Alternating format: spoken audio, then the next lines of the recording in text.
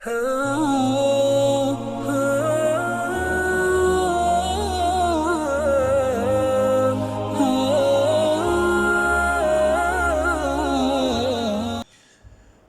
بعد نبی کریم صلی اللہ علیہ وسلم جو ہیں جو لوگ آ رہے ہیں اور نبی کریم صلی اللہ علیہ وسلم کے ہاتھ پہ بیعت کر رہے ہیں، مسلمان ہو رہے ہیں، ایک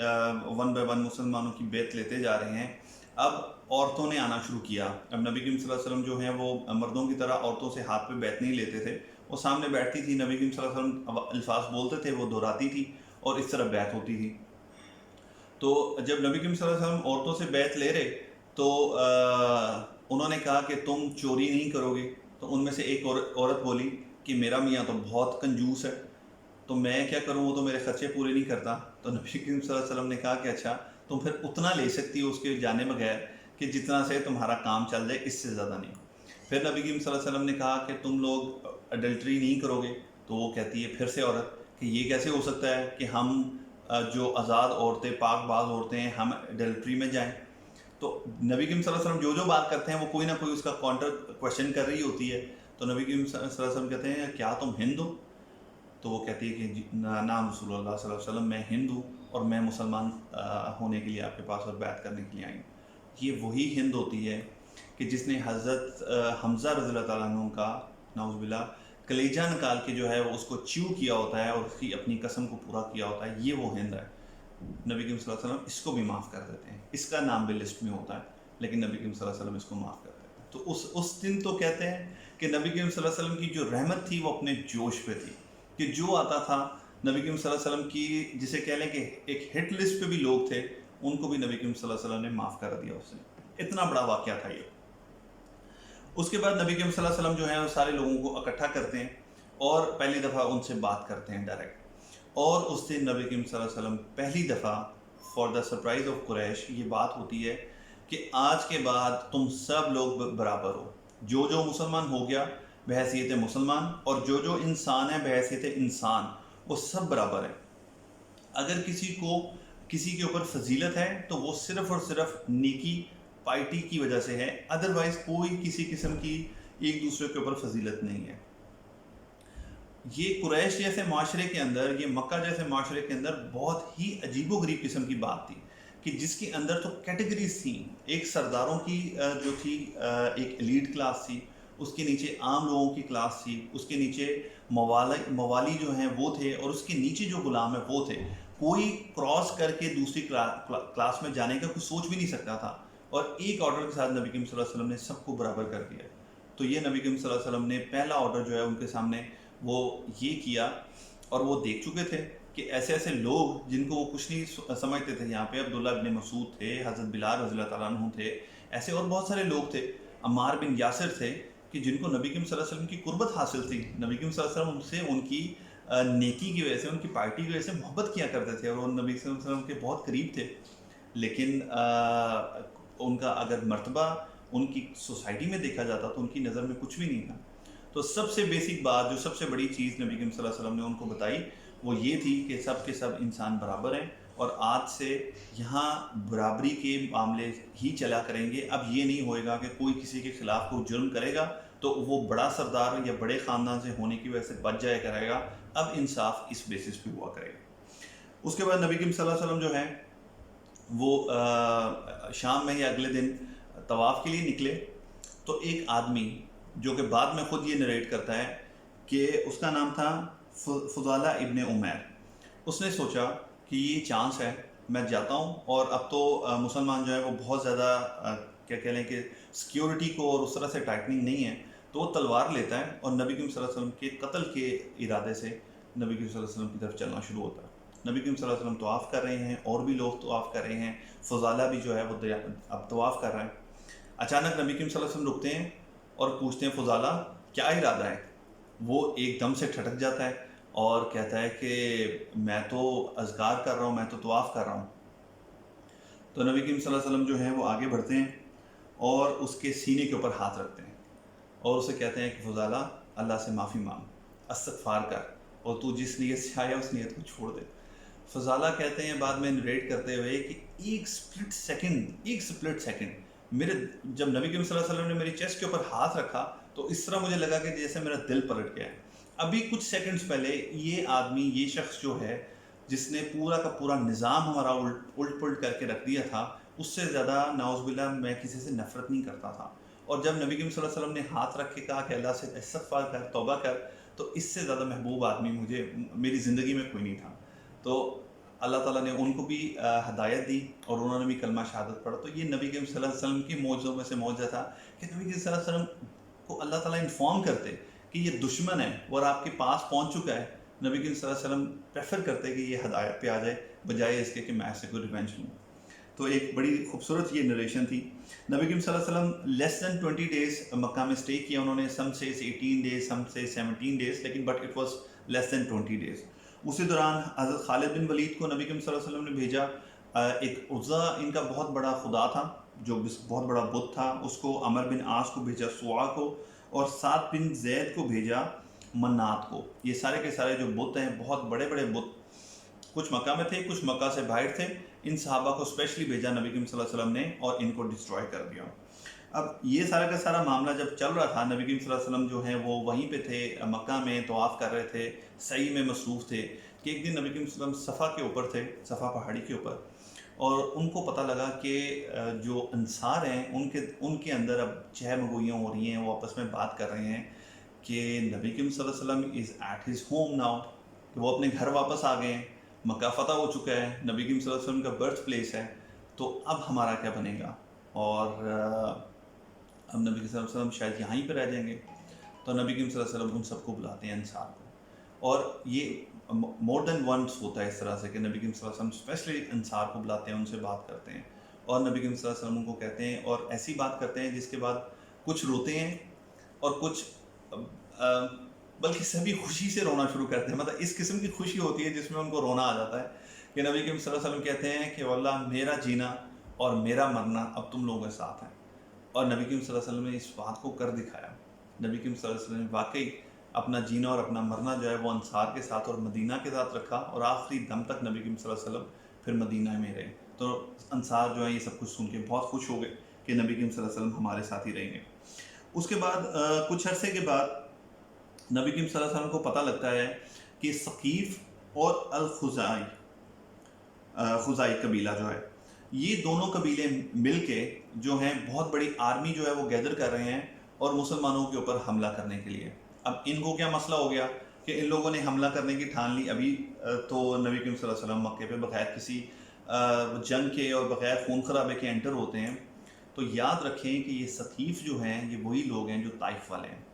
اور طائف کے لوگوں نے نبی کریم صلی اللہ علیہ وسلم کے ساتھ کیا سلوک کیا تھا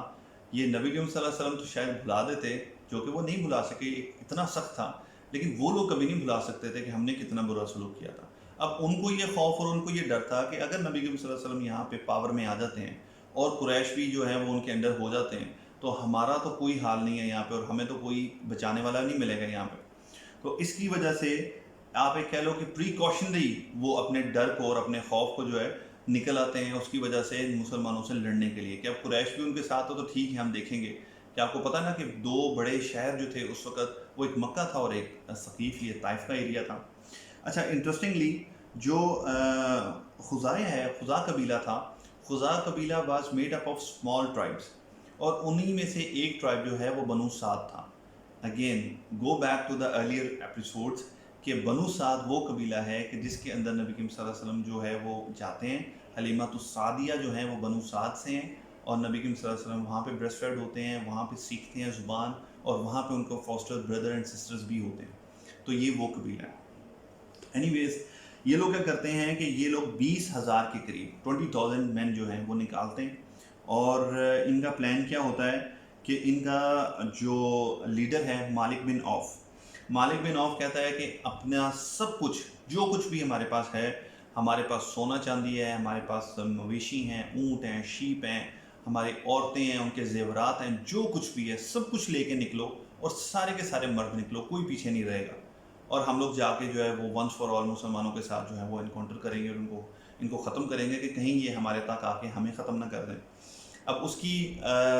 اس بات سے جو درید نام کا ایک شخص تھا وہاں پہ جو کہ بڑا زبردست ایکسپرٹ سمجھا جاتا تھا وار کا، اس نے کہا کہ مالک یہ تم بہت بڑی غلطی کرنے جا رہے ہو، اس طرح نہ کرو. تم کیوں خام خواہ میں اپنا مال اور دولت اور اپنی عورتیں اور اپنے مویشی سب کچھ لے کے میدان جنگ میں جا رہے ہو؟ تو اس نے کہا نہیں، میں تو یہ کروں گا، کیونکہ اگر یہ سب چیزیں ان کے پاس ہوں گی، ان کے سامنے ہوں گی، اور ان کی عورتیں ان کے ساتھ ہوں گی، تو ان کو پتہ ہوئے گا کہ ہم نے میدان جنگ سے نہیں بھاگنا، اور ان کو پتہ ہوئے گا کہ اگر ہم بھاگے تو ہمارا مال مویشی سب کچھ جائے گا، اس کے ساتھ ساتھ ہماری عورتیں، ہماری فیملیز جو ہیں وہ کیپٹیوز، وار کیپٹیوز بنا لی جائیں گی۔ تو اس کو منع کیا، لیکن اس کے باوجود اس نے کہا کہ میں سردار ہوں اور میں اس چیز کو ایسے ہی کروں گا۔ اس نے سب کے سب لوگوں کو نکالا، 20,000 کے قریب جو ہے وہ آرمی وہ نکلی۔ ادھر سے مسلمان جو ہیں وہ 10,000 تو مدینہ سے آئے تھے، اور اس کے ساتھ یہاں پہ مزید 2,000 لوگ جو ہیں وہ ایڈ ہوئے۔ اس میں جو بالکل نئے نئے مسلمان ہوئے تھے وہ بھی تھے، اور ایون چند ایک وہ لوگ بھی تھے جو ایون ابھی تک مشرک تھے، مسلمان نہیں تھے، لیکن وہ لوگ جنگ میں شامل ہوئے اس کے لیے۔ مسلمان جب نکلے یہاں سے تو رستے میں انہوں نے ایک بہت ہیوج ٹری دیکھا، بہت زبردست، بہت بڑا۔ اس کا نام تھا ذات الانوات۔ اب ذات الانوات جو ہے وہ ایسا درخت تھا کہ جہاں پہ لوگ جا کے اپنی جو ہیں وہ چیزیں لٹکا دیا کرتے تھے، جیسے ریبن ہے کچھ، اس کو ٹائی کر دیا، اور جیسے منت مانگ لی یا ایک اپنی وش کے لیے وہ کر دیا۔ بہت ساری جگہوں پہ آج بھی یہ چیزیں ہیں، کچھ جگہوں پہ جا کے لاک لگا دیے جاتے ہیں، کچھ جگہوں پہ جا کے برجز کے اوپر گرلز کے ساتھ جو ہے وہ باندھ دیا جاتا ہے، کچھ درختوں کے ساتھ یہ سب کر دیا جاتا ہے۔ تو جو نئے نئے مسلمان تھے انہوں نے نبی کریم صلی اللہ علیہ وسلم سے کہا کہ آپ ہی ہمارے لیے کوئی ایسا درخت ہو، کوئی ایسی چیز بتا دیں کہ جس کے ساتھ ہم یہ باندھا کریں اور ہماری خواہشات اور ہماری دعائیں جو ہیں وہ قبول کر لی جائیں۔ تو نبی کریم صلی اللہ علیہ وسلم نے بہت ہی ناپسند کی یہ بات کو، اور انہوں نے کہا کہ تم نے وہی بات کی ہے کہ جو بنی اسرائیل نے موسیٰ علیہ السلام سے بات کی تھی، کہ جب وہ ایک قوم کے پاس سے گزرے تو مسلمان ہونے کے بعد انہوں نے اس قوم کو دیکھا کہ وہ بچڑے کی پوجا کر رہی ہے، تو انہوں نے موسیٰ علیہ السلام سے، وقت کے پیغمبر سے کہا کہ آپ ہمارے لیے بھی کوئی ایسا خدا بنا دیں، کوئی ایسا بت، کوئی ایسا جانور جو ہمارے سامنے۔ یہ ہمیشہ سے انسان کی ایک جو ہے نا اس کی خصلت میں یہ چیز رہی ہے کہ وہ یہ سمجھتا ہے کہ جب تک میرے سامنے کوئی چیز نہ ہو، کوئی ٹینجیبل قسم کی چیز مجھے نظر نہ آ رہی ہو، تو تب تک میرا کام نہیں بنتا۔ اور یہ سلسلہ چلتا چلتا چلتا آج تک بھی ہمارے اندر سے نکل نہیں رہا ہے، کہ ہم لوگ چاہتے ہیں کہ خالی اللہ کی عبادت، اچھا ٹھیک ہے مزہ نہیں آ رہا، لیکن اللہ سن بھی رہا ہوگا، اللہ دیکھ بھی رہا ہوگا، لیکن سامنے بھی کوئی چیز ہونی چاہیے، کوئی ایسا، کوئی مزار، کوئی بابا، کوئی چیز اس طرح کی، کوئی کہیں پہ جا کے ہم لوگ جو ہے وہ دھاگے واگے باندھیں، کچھ منت ونت مانگیں، کوئی دیگے شیگے رکھیں جا کے، کچھ اس قسم کا کریں۔ سب چیزیں غلط نہیں ہیں، جن کے انٹینشنز اور جن کے پیچھے طریقے کا سب ٹھیک ہو، میں ان کی بات نہیں کر رہا، بٹ بہت ساری چیزیں غلط بھی ہیں۔ تو تب سے معاملہ چلتا چلتا آج تک بھی معاملہ یہی ہے کہ ہمیں کچھ ٹینجیبل چاہیے ہوتا ہے کرنے کے لیے۔ تو نبی کریم صلی اللہ علیہ وسلم نے اس کو بہت ناپسند کیا، اور ان لوگوں کو، چونکہ نئے مسلم تھے، ابھی تربیت نہیں تھی اس طرح سے، تو ان کو اس چیز سے منع کیا کہ ہمارے دین میں اس طرح کی کوئی چیز نہیں ہے۔ اس کے بعد جب میدان جنگ کی طرف مسلمان جا رہے، اور اس سے پہلے میں آپ کو بتا دوں کہ اس وقت جو مسلمان تھے، چونکہ نئے نئے ان میں مسلم تھے، وہ لوگ اس دن اپنی تعداد کے اوپر بڑا ان کو خوشی تھی، اور ایک طرح سے پراؤڈ فیل کر رہے تھے کہ آج تو مشرکین ہمارے ساتھ کسی طرح پورے آ ہی نہیں سکتے، ہمارے ساتھ لڑ ہی نہیں سکتے، ہم تو اتنی بڑی تعداد میں ہیں۔ کچھ بہت بڑے صحابہ جو ہیں ان کے منہ سے بھی کچھ ایسی باتیں نکل گئیں جس کا ذکر اللہ تعالیٰ نے پھر قرآن میں کیا کہ یوم حنین، یہ غزوۃ الحنین کہتے ہیں اس کو، کہ یوم حنین تم لوگوں کو یہ بڑا اچھا لگنا شروع ہو گیا کہ تم لوگوں کی تعداد بہت بڑی ہے، لیکن پھر اللہ تعالیٰ نے تمہیں اس کے بعد اتنی بڑی تعداد کے باوجود جو ہے وہ تمہیں ایک طرح سے جسے کہتے ہیں کہ بلو ملا، اور تمہیں ایک سیٹ بیک ہوا، اور ایک طرح سے تمہیں شکست ہوئی، اور اس کے بعد اللہ تعالیٰ نے پھر سے تمہارے اوپر سکینت طاری کی اور تمہیں اپنی مدد بھیجی۔ تو اگین نبی کریم صلی اللہ علیہ وسلم کی تربیت جو تھی وہ یہ تھی کہ نمبرز ڈزنٹ میٹر۔ جب آپ جاتے ہو اور آپ جب لڑتے ہو تو اس وقت آپ اللہ کے اوپر توکل کرتے ہو، نہ کہ اپنے نمبرز کے اوپر۔ اس وقت مسلمانوں سے یہ ایک غلطی ہوگی کہ انہوں نے یہ اس چیز کو بڑا پراؤڈ فیل کیا کہ ہم بہت زیادہ نمبرز میں ہیں۔ تو جب وہ انٹر ہو رہے تھے میدان جنگ کے لیے، آپ کو پتہ ہے کہ ہم پچھلی جنگیں دیکھ چکے ہیں کہ ہر جنگ کا ایک پراپر طریقہ ہوتا تھا کہ دشمن دونوں آمنے سامنے ہوتے تھے، ڈول ہوتے تھے پہلے، اور اس کے بعد باقاعدہ جنگ شروع ہوتی تھی۔ اس دفعہ کیا ہوا کہ مالک ابن عوف نے یہ ایک اسٹریٹجی بنائی کہ جب مسلمانوں کو حنین کے لیے انٹر ہونا تھا تو ان کو ایک بہت تنگ سا رستہ تھا دو پہاڑوں کے درمیان، جہاں سے لازم گزرنا ہی تھا۔ تو جیسے ہی مسلمان وہاں سے گزرے تو انہوں نے کیا کہ ابھی کسی قسم کی کوئی جنگ شروع نہیں ہوئی یا آمنے سامنے فوجیں نہیں آئیں، انہوں نے تیر اندازی شروع کر دی۔ It was like a raining of arrows. اور ان کے اوپر آ رہے بہت سارے مسلمان جو ہیں وہ زخمی ہوئے، کئی ایک جو ہیں وہ اس کے اندر جو ہے وہ شہید بھی ہو گئے. لیکن سب سے بڑا جو ڈرا بیک ہوا وہ یہ ہوا کہ مسلمانوں کے اندر کیوس بن گیا. ابھی تک آپ لائن اپ ہوئے نہیں تھے اور مسلمان جو ہیں وہ اس طرح سے آپ کہہ لیں کہ بکھر گئے کہ کسی کو کچھ نہیں پتہ لگ رہا تھا کہ اس نے کس طرف جانا ہے. ہر کوئی اپنی ایک ڈائریکشن پکڑ کے بھاگ رہا تھا، اپنے معاملات کو دیکھ رہا تھا، اپنے آپ کو کنٹین کرنے کی کوشش کر رہا تھا، بچانے کی کوشش کر رہا تھا. اور عجیب و غریب قسم کا باوجود بہت بڑی تعداد کے مسلمان جو ہیں وہ کیوس میں پھنس گئے. اس وقت جو سب سے ثابت قدم وہاں پہ کھڑے تھے وہ اللہ کے رسول صلی اللہ علیہ وسلم تھے. کچھ دیر وہ قریب اکیلے کھڑے رہے. اس کے بعد انہوں نے آوازیں دینی شروع کی اور حضرت عباس اور حضرت عمر اور حضرت ابو بکر یہ آہستہ آہستہ نبی کریم صلی اللہ علیہ وسلم کے پاس چند صحابی جو ہیں وہ آ کے کھڑے ہو گئے. اس کے بعد نبی کریم صلی اللہ علیہ وسلم نے کہا کہ آپ پکارو. حضرت عباس رضی اللہ تعالیٰ عنہ کو کہا کہ آپ آواز لگاؤ، انصار کو بلاؤ. حضرت عباس کی بہت اونچی آواز تھی، انہوں نے آواز لگائی یا انصار. تو جب ان کو پتہ لگا کہ ان کو انصار کے نام سے بلایا جا رہا ہے تو انصار کا ایک بہت بڑا رتبہ ہے، تو وہ سارے کے سارے جو تھے وہ بھاگے نبی کریم صلی اللہ علیہ وسلم کی طرف. پھر انہوں نے کہا کہ آپ ان کو آواز لگاؤ کہ جنہوں نے درخت کے نیچے میرے سے بیعت کی تھی. یعنی انہوں نے اس وقت میرے سے بیعت کی تھی جب ہمارے پاس ہاتھ میں ہتھیار ہی نہیں تھے اور موت کے اوپر انہوں نے بیعت کر لی تھی. ان کو اس کا ریفرنس دے کے آواز دو. اور ان کو آواز دی تو پھر لوگ جو ہیں وہ بھاگے. اور اس طرح سے دوبارہ نبی کریم صلی اللہ علیہ وسلم نے واپس سب کو اکٹھا کیا، واپس سب کو ڈسپلن میں کیا، واپس سب کو لائن اپ کیا. لیکن آپ نے یہ دیکھا کہ اللہ کے رسول صلی اللہ علیہ وسلم جو ہیں ان کا کسی بھی صفت میں کوئی ثانی نہیں ہے، لیکن بہادری میں بھی وہ جو اپنی مثال وہ آپ تھے.